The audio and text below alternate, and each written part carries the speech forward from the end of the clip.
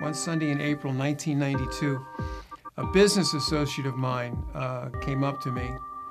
Actually, he called me on the phone. "Dennis?" And I said, "Hey, Woody, how are you?" He said, "Dennis, there's going to be this Jewish man in our church on Sunday, and he's going to speak about Jesus and the Passover, and the pastor told us to invite all our Jewish friends. You want to come?" And for some reason, I said, "You know, Woody, I think I do." My goal was to prove him wrong. Do you understand that? I was raised in the Washington, D.C. area.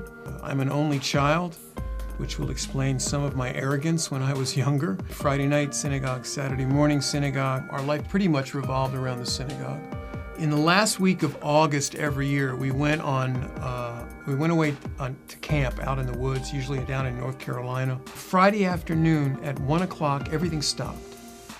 Everybody just kind of got ready for Shabbat. We cleaned our cabins, we straightened everything up. Everybody would dress in white. And I remember walking into the synagogue with the aroma of Shabbat all over me and smelling nothing but upper middle class Jewish people who wanted to talk about nothing else but their cars, their houses, and where their kids were going to college. And it made me so sad. It was a religious upper middle class country club that did all the right things at the right time with the right liturgy. And God was not there. When I went off to college, I didn't want to have anything to do with synagogue life, and all I wanted to do was to experience life. From bongs, beer, and black lights to yoga, transcendental meditation, majoring in philosophy in university. Why are we here? What are we doing? I remember the song, I forget who it was by, but it was called "What's It All About, Alfie?" It was by Dionne Warwick. That's who it was from. That was kind of my theme song. It seemed like each venture got shorter and shorter and shorter because it took less and less time to figure out this wasn't an answer either. But there was no real answer to life. I'm just going to go out and make a lot of money and have a nice family. I gave up my search, if you will.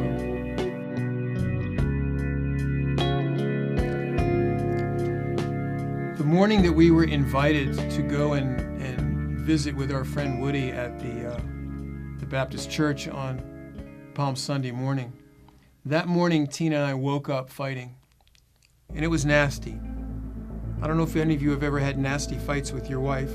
If you're not, haven't, then you're not married. I remember sitting in the car in front of our house and debating whether I should turn it on. Now, I knew I had given my commitment for Woody to go. We got to the church building, we're sitting in the church parking lot, and we're fighting in the car in the parking lot. And all of a sudden I see Woody out of the corner of my eye, and he's in the church entrance, and he's going like this, you know? And I remember I had my right hand on the steering wheel. I looked at Tina, and I raised my left hand out the window, and I went like this, and I looked at Tina, and I said, "Well, I guess we can't leave now." Now, as I look back at it, I know why we were fighting. The message that was given by this Jewish man was called the Messiah in the Passover. I had celebrated Passovers all of my life from as early as I can remember. And as a matter of fact, I led many Passover Seders. And here this man's telling me something about my Passover that I didn't know. And he made me very, very uncomfortable.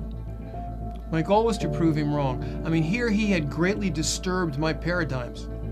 But I did not want to believe that Jesus was Jewish, let alone that he might be the Messiah. And so I'm very good at argumentation, I'm very good at debate, and I decided I'm going to ask him questions. And he said, "You can ask me anything you want." Well, I remember we met for about 7 or 8 weeks. I asked him about virgin birth. I asked him about the necessity of blood in the Hebrew Scriptures.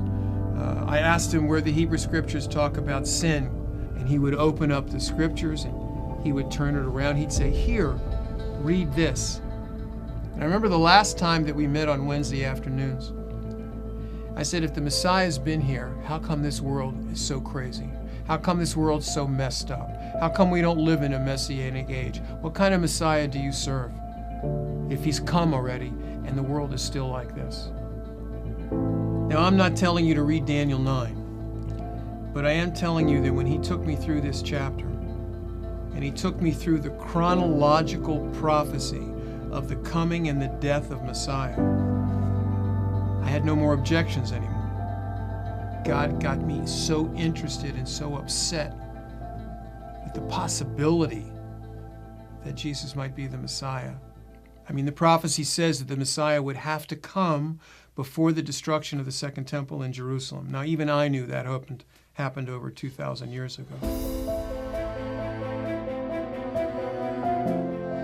The Saturday after this study in the book of Daniel, that Shabbat service, it happened to be the Shabbat in May that was the closest to May 15, and we celebrated the creation or the recreation, really, of the state of Israel, which was May 14, 1948. In the middle of the worship service, they had everybody stand up and sing Hatikvah.